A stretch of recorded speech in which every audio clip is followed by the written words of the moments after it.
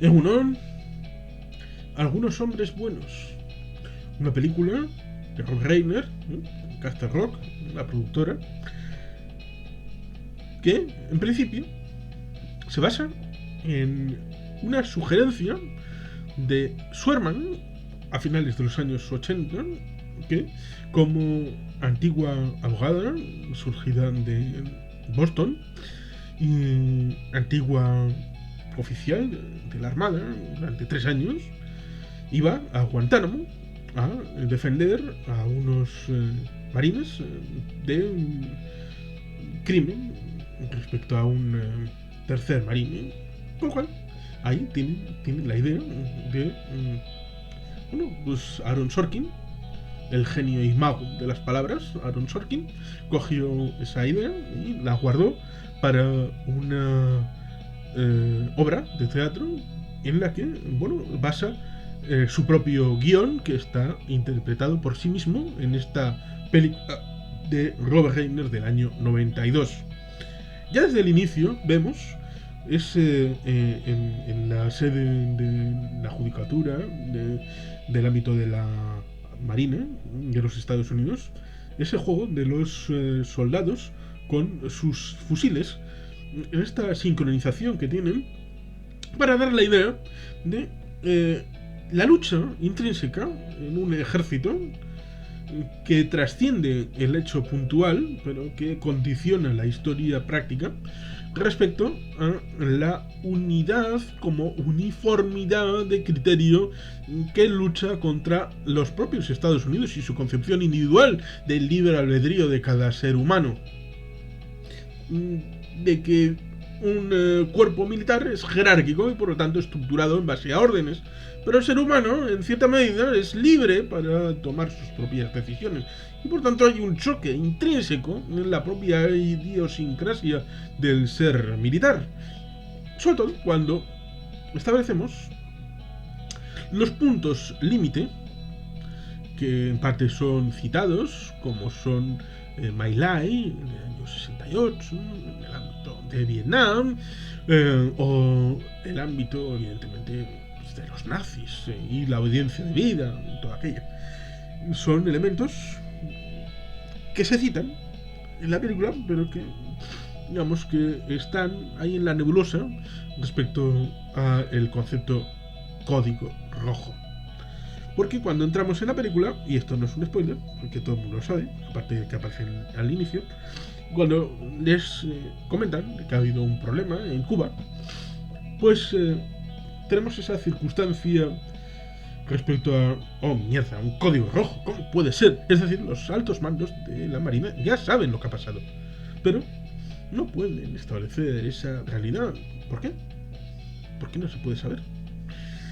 Son cosas que igual están en el teatro, pero no quedan del todo satisfechas en la película, a pesar de que, como película de juicio, es una película sobresaliente, muy notable en cuanto a su perfeccionamiento a la hora de establecer ese ámbito jurídico, sobre todo en el estrado, es decir, en la sala de sesiones de los juicios. Porque está la historia macro y luego está la historia micro, y vamos a evaluarlo en los dos ámbitos. La historia macro se establece que un soldado William Santiago, tiene que dificultades porque unas sobrevenidas, ha visto a un soldado, a un compañero, tal vez disparar con su espejo, es decir, su contraparte cubana al otro lado del vallado, de la frontera entre la bahía de Guantánamo, propiedad de Estados Unidos, y el resto de Cuba. Con lo cual, digamos que hay esa circunstancia en la que el soldado William Santiago acaba muerto después de un código rojo. Pero ¿qué más puede haber?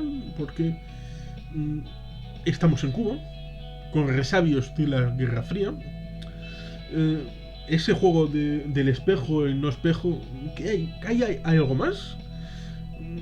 Luego está el tema del profesional médico que testifica, en el que no es capaz de detectar unos problemas cardíacos que aquejan al soldado William Santiago y que es parte probable de la aplicación por el soldado Downey y el cabo Dorson, Harold Dorson, que es el principal de la trama. Dorson y Downey, los acusados de aplicación del código rojo. Claro que luego veremos que hay una cagada porque la interpretada por Demi Moore, no hizo su trabajo y no sabía dónde estaba Downey en ese momento, a pesar de que es su responsabilidad, porque tía Jimmy es la que le da los poderes. Por lo tanto, hay unas historias que están entrelazadas en eso, entre lo grande y lo pequeño. Markinson se dice que estuvo en inteligencia, estuvo en Vietnam junto a Nathan Jessup, porque esa idea, esa dualidad de si cogemos a Santiago, pero ¿por qué era tan peligroso Santiago? Son preguntas que uno se hace al entrar en este mundo, en el mundo de algunos hombres buenos, en el mundo de Aaron Sorkin. ¿Por qué era tan peligroso que no lo vamos a enviar a otra unidad porque allí pondría en peligro a su unidad y habría muertos? Lo vamos a mantener en la bahía de Guantánamo, en la sección de Barlovento. ¿Por qué? ¿Por qué si sacaban a William Santiago, eso significaba que podían sacar a cualquiera, incluso que haya una aparición, curiosamente, de Joshua Malina, que luego aparecería en el aro este de la Casa Blanca, pergueñada por Aaron Sorkin también? Otro de los secundarios pintorescos es Cuba Gooding Jr., que también aparece en esta película de 1992 como testigo. Pero volvamos al momento en el que aparece Joshua Malina, cuando le dice Nathan Jessup, interpretado por Jack Nicholson: vamos a retirarnos de Cuba, llama al presidente, vamos a dejar Cuba, vamos a dejar Guantánamo. De la deserción, entre comillas, de William Santiago para enviarlo a otro lugar. Eso implica que ya van a dejar Bahía Guantánamo. Hay cosas que precisamente no termina de encajarme. Cuando más la veo y más pienso en ello, pero son cosas que no sé si alguien me podrá responder, o que estarán en la obra de teatro y no transmitieron en la película a la hora de establecer algo más compacto y de 2 horas, teniendo la idea del juicio en una película en la que seguramente en la obra de teatro también estaban. Los personajes no son del todo buenos y malos en general. Por ejemplo, el amigo del personaje de Caffey, de Tom Cruise, el abogado principal al que les asignan, que ha tenido 44 juicios sin llegar precisamente a juicio porque han tenido acuerdos previos, y la Marina lo que quiere es un acuerdo previo y que la cosa pase debajo de la alfombra y que no tenga nada de repercusión, pero al final acabará teniéndola, precisamente por el personaje de Demi Moore, el personaje de la capitán de corbeta Joan Galloway. El amigo, el capitán Jack Ross de los marines, en un momento dado le advierten de que no ponga en riesgo su carrera y su vida, porque si pasa de un determinado límite le pueden empujar a él también. El reparto, por tanto, es interesante. Tom Cruise, Jack Nicholson, Demi Moore, Kevin Bacon, Kiefer Sutherland, Cuba Gooding Jr. Por ahí también está, como dije, Joshua Malina, y propio Aaron Sorkin, que hace un cameo como abogado en la taberna, en donde tiene esas dificultades, porque en esa dualidad de poner de relieve lo del código rojo o no ponerlo, asumir la solución fácil o tratar de profundizar en ampliar la culpa, porque claro, como dice en un momento dado, los juicios no van de justicia, sino de que los abogados ganen al jurado, y por lo tanto los abogados deben de poner la culpa en algún lado, porque los jurados van a exigir la culpa sobre alguien. al final no puedes desligarte del hecho de que ha habido un muerto.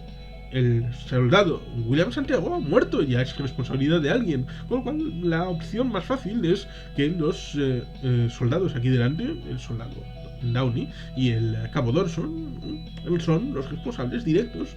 Y salvo que alguien les haya ordenado hacer algo que propició esa circunstancia de la muerte, pues lo más fácil es establecer esa dialéctica respecto a que bueno, pues aquí delante tenemos a los culpables y los enviamos a donde haga falta. Por lo tanto, esa dialéctica supra, aparte de los hechos concretos respecto a esa noche en la que, después de que el teniente Kendrick les ordenen que no toquen a Santiago, aparecen en el ámbito del cuarto de Dorson y Downey, pero Downey no estaba, con lo cual eso es un problema, porque ya están metidos en el juicio. Él idolatra al cabo Harold Dorson, y ahí hay una beta de dificultad en el juicio, y por eso la duda del personaje de Kaffee, que claro, tiene esa paternidad, ese padre fallecido hacía ya unos años, 7 años, donde había sido una persona importante en el ejército, en la política de los Estados Unidos, y por tanto es un peso enorme sobre la figura del personaje de Tom Cruise. Y por lo tanto, las expectativas son un juego poliédrico respecto a los demás personajes. Por ejemplo, el coronel Nathan Jessup, el interpretado por Jack Nicholson, con unas interpretaciones, como digo, bastante buenas. Incluso ese final, ese diálogo final con improvisación, tanto como la de Roger Hauer en Blade Runner en el 82, es decir, la década anterior. Es una película, por lo tanto, interesante, con buen reparto, con una buena historia, acerca de unos sucesos que en principio pudieran parecer pequeños, pero que, como digo, William Santiago, para intentar salir, había llamado a todo el mundo para tratar de dar incluso información en principio confidencial, que debería haberse trasladado dentro de la unidad, pero que sale de la unidad y él de alguna manera trata de ser trasladado, lo cual lleva a una reflexión curiosa final para mí. No es de la película, es mía. ¿Por qué William Santiago, en vez de hacerlo más fácil, que es salir del ejército y volver a casa, no, quiere seguir siendo un marine? Y ahí está vinculado con el hecho de que, y esa enfermedad que no pudieron detectarle por deficiencias del sistema médico y de ese doctor, ¿qué repercusiones podía tener?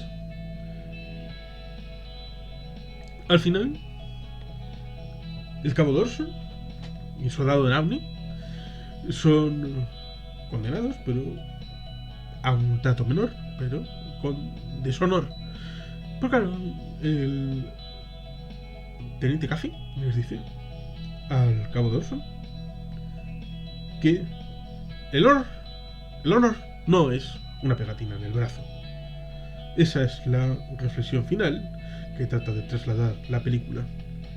No por ser alguien honorable bajo una medalla o un título o un cargo en el ejército se es menos si uno se desprende de ese ámbito, con lo cual se trata de cerrar esa brecha en la que, digamos que el personaje de Kevin Pollak, el teniente Sam Weinberg, es preguntado por el personaje de Joan Galloway: ¿por qué les odias tanto? A lo que después él le pregunta: ¿por qué les quieres tanto? Y el personaje de Nathan R. Jessup hace su dialéctica respecto a ese monólogo de "me quieres en ese muro", para fijar los límites y la seguridad del país en tiempos de zozobra, aún también con los rescoldos, evidentemente, de la Guerra Fría en la que la base todavía en el año 86-88 todavía estaba la Guerra Fría bien acendrada, con el periodo Reagan-Gorbachev y todo aquello, se estaba empezando un cierto deshielo, pero todavía estaba en plena Guerra Fría, que no terminaría hasta años después, pero eso no está transmutado en la película, a pesar de que formalmente la Unión Soviética el 25 de diciembre del 80 y... no, del 91, 1991, 25 de diciembre, la Unión Soviética desaparece definitivamente de los mapas al arriarse en el Kremlin la última bandera soviética tras la dimisión formal de Mikhail Sergeyevich Gorbachev. En la película, por lo tanto, en el año 92 no se establece esa dialéctica del nuevo mundo, del nuevo orden mundial establecido tras la disolución de la URSS, de la cual tampoco estaba establecido cuál iba a ser el escenario. Por lo cual tenemos esa relación respecto a la dialéctica de la Guerra Fría, también en la dialéctica del coronel de marines Nathan R. Jessup. La dialéctica del individuo frente al colectivo, los militares y las órdenes debidas. Y ese juego, que está muy bien interpretado por la riqueza de los personajes que tienen lo que deben de tener el personaje de Tom Cruise con respecto a su padre, el personaje de el teniente Sam Weinberg respecto a su paternidad con su hija, que está precisamente presente en la película con razón respecto al cambio y transformación de la mentalidad de ese teniente de navío del cuerpo jurídico de la Marina de los Estados Unidos. Y la diferencia respecto al personaje soltero de la capitán de corbeta Joan Galloway. Hubo, por lo tanto, posibilidades de otra película distinta. Por ejemplo, una desviada fácil era una relación amorosa entre Tom Cruise y Demi Moore, que seguramente hubiera dado gran publicidad a la película, entre Daniel Kaffee y Joan Galloway, pero la película no lo necesita. Pone las piezas de que, bueno, hay una relación en principio tirante, pero que luego se suaviza, con lo cual hay una relación de reconocimiento creciente, pero no hay el salto a la amorosidad. No es necesario, la película no necesita esas cosas. Por lo tanto, es de agradecer que la película se estableciera en los cánones que está establecido, a pesar de que, como digo, hay líneas que me hubieran gustado, que hubieran profundizado, aunque claro, probablemente la película no hubiera sido trasladada al cine por Columbia Pictures y la película hubiera durado mucho más. Tal como está bien resuelta, sobre todo la parte micro de los miembros del cuerpo de marines Dorson y Downey respecto al soldado William Santiago y su triste fallecimiento. Esa parte está bien establecida y aunque un tanto forzado por guión, es canonizable, es decir, que está dentro de las plausibilidades, porque, como dice el juez, no tiene por qué responder, pero como preveyó el Daniel Kaffee, el coronel Jessup sí quiere responder. Quiere saber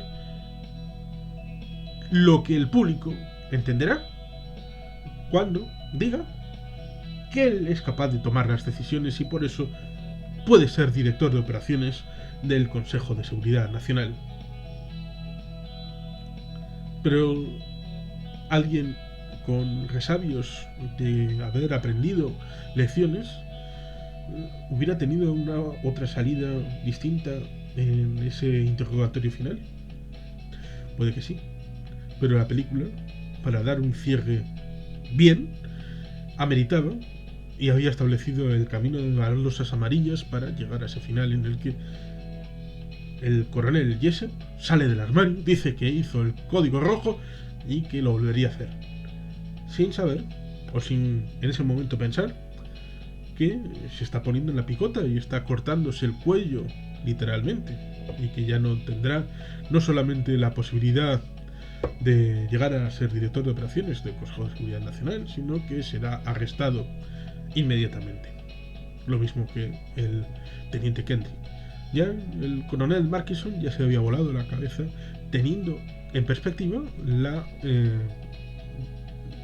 la poderosa maquinaria que había construido alrededor de sí Nathan R. Jessup, lo cual en cierta medida contradice con este final tan abrupto, pero eso no quita que, como digo, es una película disfrutable, entretenida, que se puede ver muchas veces en bucle, como quien dice, y por lo tanto es una película disfrutable, agradable, y puede que una de las mejores películas de juicios de la historia, lo cual dice mucho de su guionista Aaron Sorkin, a quien luego evidentemente veremos en The American President, es decir, lo que se tradujo como El presidente Miss Wade, o en El lado oeste de la Casa Blanca, o en El juicio de los 7 de Chicago. Y sin más, recomendando acercarse a este producto de 1992, esta película de juicios con abogados, fiscal y con riqueza de personajes en esta trama, en la que al fin y al cabo se trata de dilucidar por qué falleció el soldado William Santiago en Guantánamo, Cuba. Y sin más, es que ricasco, agur verbat, Betty Helpien.